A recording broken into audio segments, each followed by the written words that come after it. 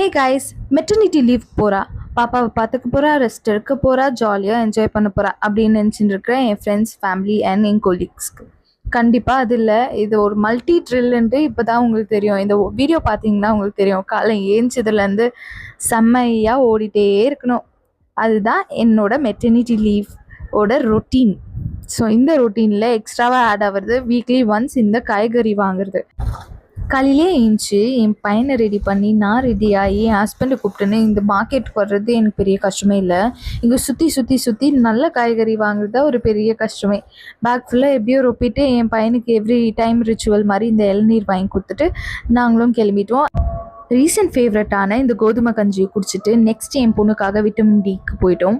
அதுதாங்க நம்ம சூரியனுக்கு எவ்ரி சிங்கிள் டே என் பொண்ணை காட்டணும், அப்போ தான் விட்டமின் டி கிடைக்குன்றதுக்காக அழகாக காமிச்சு முடிச்சுட்டு நானும் குக்கிங் ஸ்டார்ட் பண்ணிட்டேன். இன்றைக்கி ஜஸ்ட் உப்புமா முடிச்சிட்ட பிறகு என் பொண்ணுக்கு நல்லா ஃபீட் பண்ணி தூங்க வச்சாச்சு. நெக்ஸ்ட்டு என் பையனை ரெடி பண்ணி அழகாக ஸ்கூலுக்கு கிளப்பிடுவாங்க. இந்த ரோடு ஃபுல்லாக நடக்கும்போது நான் போக மாட்டேன்னு சொன்ன பையன் உள்ளே போய் I am the sincere student அப்படின்னு சொல்லி அழகாக போய் அவன் பாட்டுன்னு சொப்பு எடுத்துன்னு உட்காந்துட்டாங்க. டீச்சரே வா வாட் அ ஸ்டூடெண்ட் அப்படின்னு சொல்கிற அளவுக்கு சமத்தாக இருந்தாங்க.